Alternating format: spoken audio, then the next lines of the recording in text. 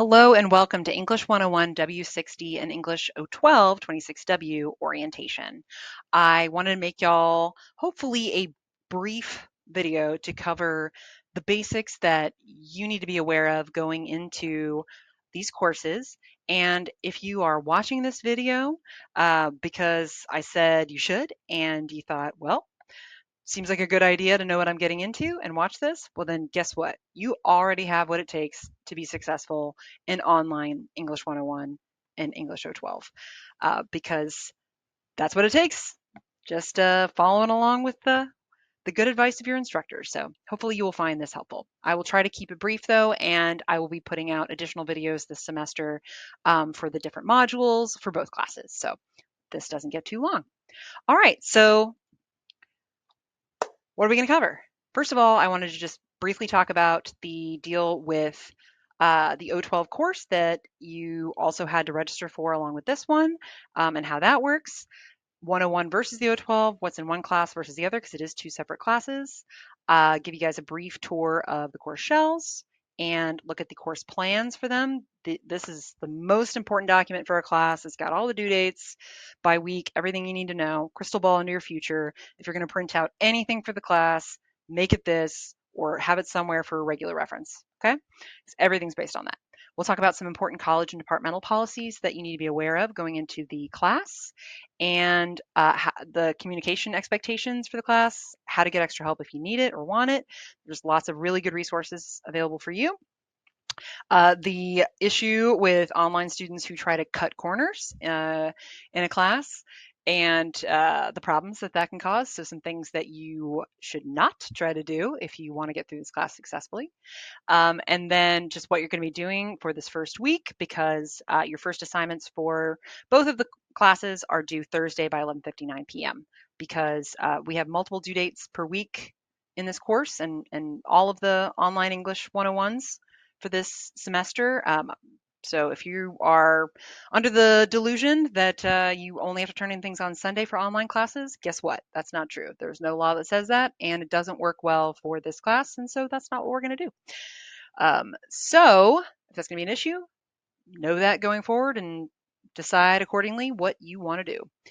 Okay, and then just some bonus advice from somebody who also has a million billion things to keep track of all the time, how to successfully manage all of it, and some tips from me, a former procrastinator, redeemed, hopefully. Okay, so the big picture here. What's the deal? So English 101 is what we call a curriculum level course. It's transferable, it's college level. Okay, that's the important thing you need to know. O12 is a support course for students who did not meet placement requirements for the college level English 101 class. Okay, for whatever reason. They didn't have the multiple measures, they didn't have the test scores, what have you. So the way it used to work was that students who didn't place into 101 would have to take additional, what we call transitional studies, transitional level courses in reading, and other English to help them, develop whatever skills they may need to be eligible to take the college level 101 class. Okay, and for some that could be 4 additional classes before they could even take the 101. Full semesters of that. So while we certainly want to make sure that everyone who is taking the class can manage it successfully and be successful in it. The issue with that was just the amount of time that it would take for students to complete that, and also it made them ineligible to sign up for classes that required placement in English 101. Okay, so lots of courses in arts and sciences and around the college have that. But now, instead of doing that, you can automatically take those courses that require placement and you just only have to do a 1 credit hour online co-requisite along with this 101 versus potentially a bunch of traditional 3 credit hour full term classes. So that's a pretty good deal for y'all. And we just want to make sure that you get what you need, but also it doesn't create any barriers toward your goals and aspirations here at Greenville Tech. So be aware though that the O12 is a totally separate course with a separate Blackboard shell. Obviously, I'm the teacher for both. There's separate assignments, separate due dates, separate attendance tracking. There is no final exam for it, but it is a separate class. And Students who are withdrawn from either course due to inactivity, so basically not turning stuff in, get withdrawn from both, right? You can't be in one and not the other. That's how this works. So be aware of that. So students who don't turn in work in one of them are going to, it's going to withdraw them from one, which is going to withdraw them from the other. So just know that. In terms of grading, the way it works with the O12 is just successful or unsuccessful. So either passing or not passing. There's really, that's it. With 101, of course, it's the more traditional like A, B, C, D, F style, right? So the way it works is that if a student passes both, which of course you're going to, right? O12 and the 101, you just move forward. Off you go. You can go take 102, public speaking, all kinds of other stuff, right? If you pass the 101, but you don't pass the co-rec, you can still move forward anyway, because the idea is that the O12 is there to help you be successful in the 101. And if you're successful in the 101, okay, fine. It's very unlikely that you'd be able to do that, but that is the way it works. So, you know, you do you, as they say, but it's probably not going to happen. So just be aware of that because they're aligned very closely. If a student passes the O12, but does not pass, I should say, but does not pass the 101, you do have to retake the 101, but you won't have to do the O12 again. And of course, if you fail both, you got to retake both, which won't happen because you're here to crush it, right? You're here to succeed. So hopefully that makes sense. Just want to make sure you're aware of how it all works going into it. Okay. Big picture of like what's the difference between the courses. All right. So for 101, there are two required textbooks. And by required, I mean required. And they need to be physical books for both. Okay, that is true for all of the online English courses. And there's a reason for that. And we will get into what that reason is later in the course once we start using these books for assignments and everyone needs to have the same pages. Anyway, I'll explain it later. You just need to trust me for now. I love ebooks. It is not about that. I'm a Kindle girly through and through. But for the purposes of this class, it has to be the physical books. Where you get them, we don't care. Amazon, college bookstore, again, you do you. But it has to be the Bedford Handbook, 12th edition, not a different edition. And it has to be the Midnight Library, physical book. Okay? Wherever fine books are sold. Assignments. Thursdays and Sundays. Some weeks it's just Sunday if we got holiday or that kind of thing, but you should assume most weeks, almost all weeks, you're going to have stuff due Thursdays and you're going to have stuff due Sundays, okay? Because that's just the way it's split up. There are 3 course modules. Everything's like, put into that except for the first week, which I'll show you where that is. And within those modules, that's where everything is. Course content, assignments, and for English 101, it's like all kinds of stuff, writing process, longer writing assignments, formal research paper quizzes, like just a whole, smorgasbord for each module. And they have different themes, which will, like I said, I'll make a separate video for each module that I'll send out to y'all before we start so that you get kind of the big picture overview of what's in that for both the 101 and the O12, and just kind of walk you through that. Okay. So we will talk more about those later. Stay tuned. The O12, the required material for that is Achieve. That is what we use for sort of like the more grammar reading skills that we need y'all to brush up on. And it's inclusive access, so it's already sitting there in the course for you. You don't have to do any special stuff. I think you might need to enter your school Gmail address at some point. I'm not sure, but it should be waiting in there for you. So that comes with an ebook version of the Bedford Handbook that we're using, the 101. Why would we have both? Well, it comes with the Achieve anyway. But the cool thing about it is that it's linked to the Achieve assignment, so it actually sends you to specific areas of the like right there in the ebook, which students have said is a super handy resource. Like we've had a lot of really, really good feedback from students over the summer with that. It also really helped them with using the physical book as well, and like knowing how to navigate through that. So use it, don't use it, but it's in there and students seem to really get a lot out of it. So, do what you will. But the inclusive access is already sitting in there waiting for you. And then, oh, make sure you do not deactivate it if it, or opt out of it. Because if you do, you will not be able to take the class because something like 60% of the course is based on the Achieve assignments, okay? Also, don't try to get into the assignments through the gradebook because it doesn't like that. You actually have to go into the modules and go through the assignments that way. So, word to the wise. Okay, for the O12, the assignments for that class are going to be due Thursdays as well. So Yeah, Thursdays are going to be a little rough for y'all, and you're going to need to make sure you plan your time accordingly, and you're getting everything in for both. And we'll talk about some strategies for how to do that from somebody who has to spin a lot of plates all the time. I know you do too. Okay, again, same three modules. It's set up the same basic way, but different assignments, and those are designed to help you with the work in the 101 and brush up on the basics. So again, achieve, learning curve quizzes, those are based on completion, covering the basics, grammar, mechanics, some critical reading stuff. And those basically you just have to get up to a certain score and then you're done. Okay. Smaller writing assignments as well, nothing too crazy or in depth, but they go along with the bigger ones in the 101 to kind of help give you some lower stakes practice, think about some things, talk about some things. Those are still graded, but it's more about the effort than the accuracy with those. So um, definitely do them, take them seriously, but you don't need to be you don't need to sweat those quite as hard as the 101. With 101 is that's super serious. Okay, so policies that you need to know about, college ones and departmental ones that are non-negotiable. Attendance. So the way it works in online classes, it's based on work submitted for the course. So if you submitted work for that week, you're counted as present. If you didn't submit anything that week, you're counted as absent. And if you are if you are absent for 14 consecutive days, and that includes weekends and holidays as well, that leads to automatic withdrawal by the system. I don't do it, it does it on its own. Reinstatement requires instructor approval, and you have to be passing the course at the time of withdrawal to be eligible. Right? We do not reinstate students who are not passing. We do not have such a thing as excused absences in our attendance tracking system, no matter how legit the excuse. It could be the best excuse in the whole wide world. It doesn't matter. There's just no way to enter that in.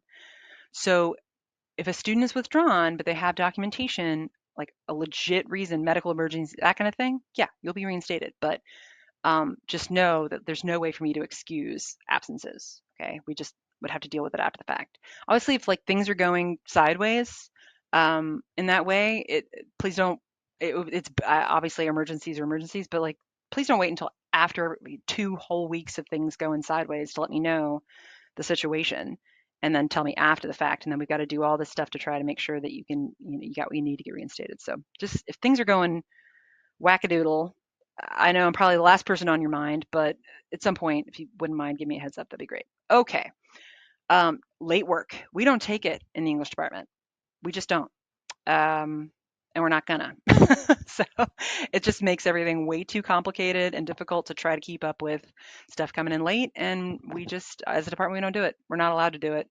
And so the only exceptions are documented emergencies, and there is a list of what counts as a documented emergency in your concourse syllabus. Okay. And there's I believe, a question about that on the policy quiz. However, those are pretty extreme circumstances, and we understand that life happens. And so you get one 24-hour late pass for the semester that you can use if you need it for other extenuating circumstances, tech problems, you didn't get off work until way late, whatever, something wacky happens. You get one for the semester. I don't care what you use it for. It's your call. I mean, I would be pretty judicious about how you apply it because you only get the one, and that is, I'm not, you know, I'm going to be keeping track of who's used it, but just know you get the one. Late. What does that mean to us? Well, it means exactly what it means. So if it's due, it's not relative, okay? 11:59 p.m. on the due date is when something is due. Anything after that time is late. 12:05, late. 12:10, late. You get the idea. Assignments become unavailable to you after that time. And if you try to email it to me, I can't take it. Again, unless like if you're using your late pass, you need to let me know that you want to use it, and then I will reopen the assignment for you. Okay, that's how that works. But you have to be able to accomplish that submission within 24 hours of the original due date. All right, that's how that works. So we got that there, but with those caveats. I'm not just going to see something, oh, well, this person emailed me something, so I assume they want me to apply this late pass and take it and blah, blah, blah. Nope, I don't make assumptions. That is a dangerous thing to do in my line of work. Okay, communication. It's key. It is key to online college, and it is key to this course. So how are we going to communicate this semester? I will be communicating to the whole class each week through course announcements. They will go out first thing Monday morning. I would not skip those. Okay. They pop right up at the beginning. You don't have to read them right then and there. Maybe do that though, like because I might have something important to tell you. I do have something important to tell you. So just check that out before you do anything else. Okay? Just take a look. And I'll explain that a little bit more in a bit because yeah, it shows me how many people have opened up and looked at it too out of the class. And then if I see people aren't opening up and reading them, well, I get a little bit irritated and then I, make some kind of quiz or whatever based on the. We don't want to do that. Just read them. Okay, they're good. They're helpful. So what else? I will be giving you lots of feedback on your assignments. There'll be a little purple box that shows up in the grade book with that assignment that says, hey, she's trying to talk to you. She has something to say to you. It might just be a smiley face. I love just putting smiley faces on things. If I'm like, yep, great. Obviously, there's a rubric, inline comments and stuff too. But if I need to tell you something like, hey, you didn't do this thing, it's really important you make sure you do that next time, or make sure you format, you lost 5 points for that. Like, I'm trying to tell you something. So open up and read it. Blackboard course messages. If I need to tell you something right away, directly, I'm going to reach out to you that way. And I'm like, I don't have time for them to open up the thing in the grade book, so I'm just going to directly message. And then for the Essay 2 and English 101, which is like the big research paper, you're going to submit a draft first to me, and then I'm going to make you a video about your draft. And I'm going to go through your draft. I'm going to tell you all the things, not all the things, but I'm going to tell you what needs to happen to make it good before you submit it for like the actual grade. Which like what a good deal is that, huh? I mean, can you imagine? I can't imagine. I went too far. My teachers in college telling me everything I needed to do a good job on something before I did it, but I'm here for you to do that. And students love it, and I hope you take full advantage of it. Okay, what else? From you to me, how to get in touch with me. Blackboard course messages are always a good way to go because I'm actually the head of the English department, so I get so many emails from so many directions from so many people who aren't my students that I'm not saying I answer email constantly, but just you could very easily get lost in the shuffle. Blackboard course messages though, like I'm checking those all the time. And if you send it to me in that, I know exactly who you are, which class we're talking about, and it's unlikely to get, you don't have to worry about putting in the right email address for me. It's great. Okay. But if you do want to email me, use the school Gmail account, not your personal one. I'm not allowed to answer that stuff because it's a FERPA violation and a security threat. So make sure you tell me your full name, the course you're asking about, especially the beginning section number, because again, I get people all the time like, hey, can you help me with this thing? I'm like, cool, yeah, who are you? I'm like, oh, hi, yes. Um, so yeah, please help me help you. Extra help. There is no shame in that game. Pride is a fool's prize, okay? So obviously, I am here to help. I have student hours, but we can Zoom, we can have an in-person appointment if you want to come to my office. If you're up for that, it's a really nice office. I've got plants and all kinds of things. We can look at, but obviously Zoom is probably how you're going to want to do it. We can look at stuff together. We can talk about your work. I can look over things and give you feedback, give you guidance, help you with whatever. Please don't wait until you are in peril for that. Okay. And I'm not going to beg you to meet and be like, well, okay, well, it seems like you're really having a hard time. I think we need to get together. Nope. Sorry. Nope. You come to me and I'd be glad to help you, but I'm not going to chase anyone down. Ain't nobody got time for that. Also, we also have library live chat assistants. This is great. So when we get to using the library databases for research, if you need help at any point and it's like 2 in the morning, which why are you doing work then? But I get it. We have a 24/7. It's a real person who can help you with whatever issues you're running into. If it's during normal business hours, you can do a Zoom with them too. So I link to all that stuff in the Blackboard course shell. But yeah, it's great. And then the college's writing center. I link to that in the getting started in the 101 because this is the best place to get outside help. These are not other students. These are professional writing tutors. We work very closely with them as a department. They have the Bedford Handbook. Most of them have read the Midnight Library. They know what your assignment instructions are. The help they give is legit help. Please don't go to your aunt or your former English teacher or your neighbor or your girlfriend or whoever who thinks you should be doing it this way or the other. Okay, because like what like they're not qualified to help you. These people are. Okay, so don't do that. I get people every semester like, oh, well, my aunt works at Furman and she said it was great. I'm like, why is she helping you? Like, does she not have better things to do? Also, why is she giving you such bad advice? Okay, moving on. Cutting corners. So online students in particular are pretty notorious about doing this. They think, you know, hey, I'm super busy. I'm just going to jump right to the assignment and just do it without doing all the other stuff that I've been assigned to do, course content, all the other stuff. And that's a bad idea because this is an online class. So think about it. If you were in a physical class face to face, you'd be getting all kinds of stuff during that time.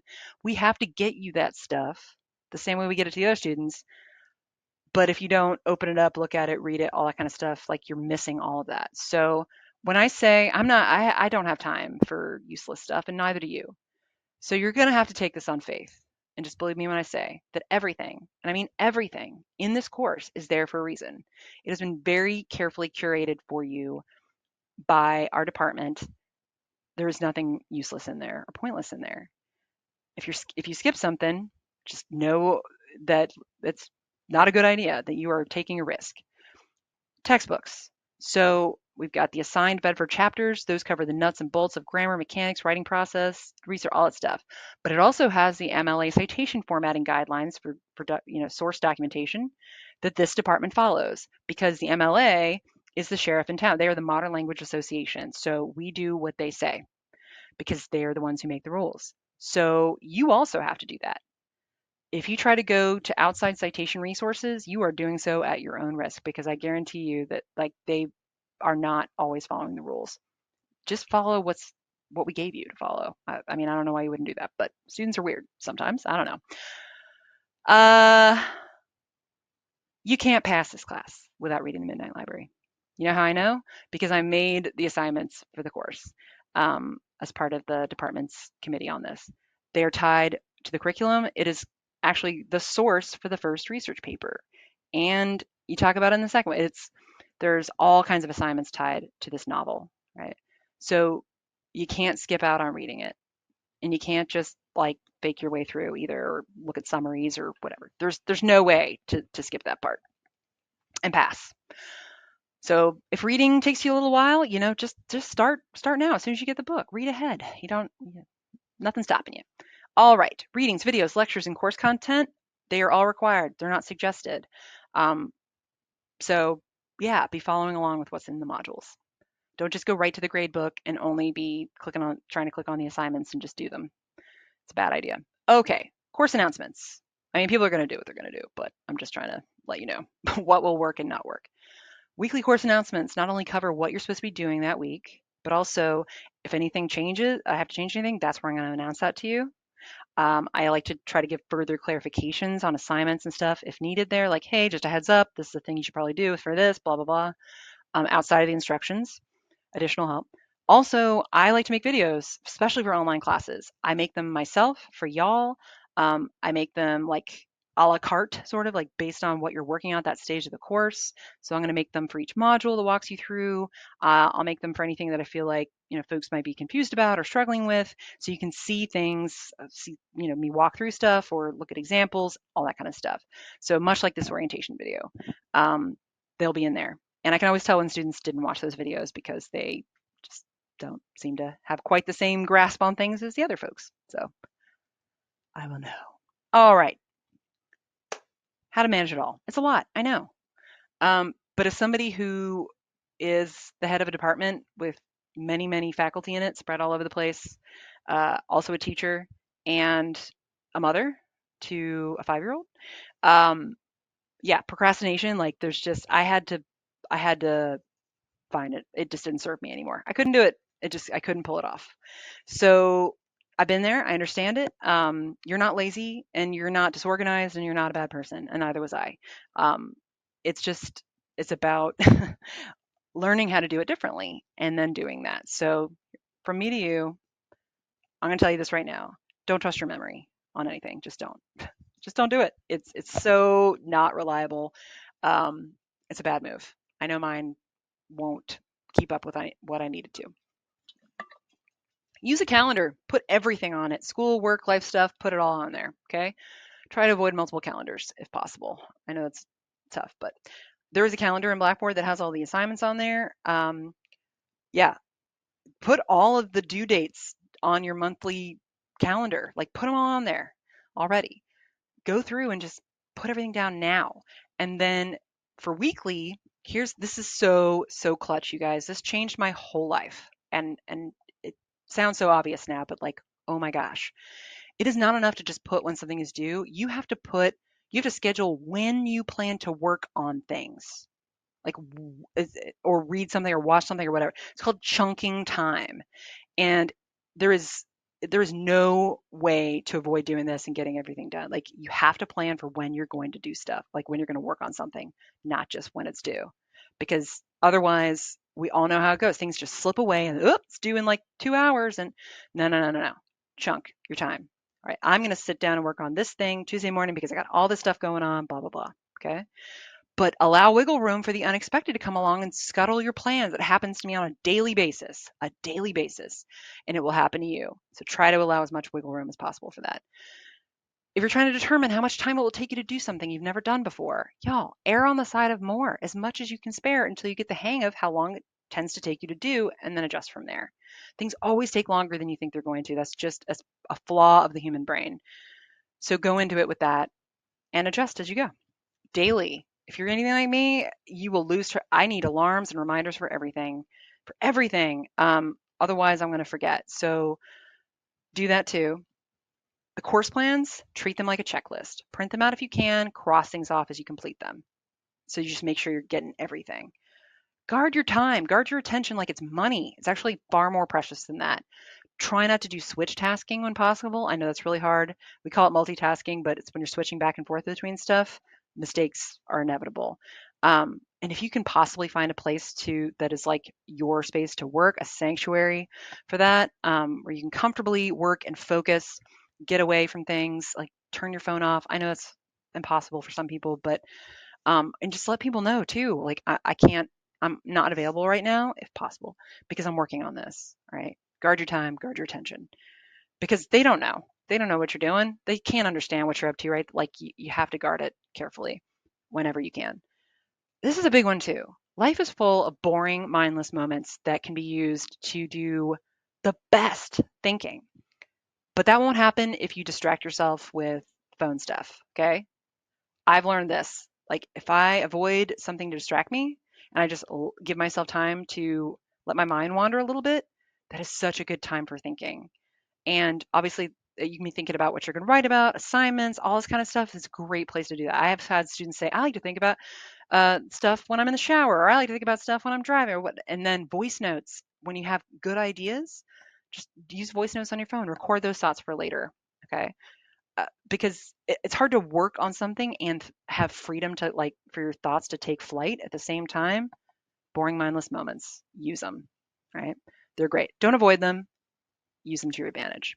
Okay, so I don't want this to get too terribly long, so I'm just going to quickly give you the rundown. This is the shell for the 101. You're going to do a start here. This is where everything's going to be. Course overview, course plan. This is where the document for that is. This is how everything's broken down, weighted, graded. Here's where you'll find the course plan document, which you can download and print out and do whatever you want with. Okay. Like I said, it's broken down by week. So make sure you are referencing that regularly. If you want to find out about me, go to Meet My Instructor.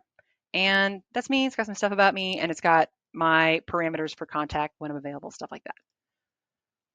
I'm pretty communicative, but I'm only one person. So stuff about the Writing Center. Here's how you can get in touch with them, why they're the best game in town for helping you with stuff, and your first assignments for the week and when they're due. Okay. Again, don't try to go through the grade book for your assignments.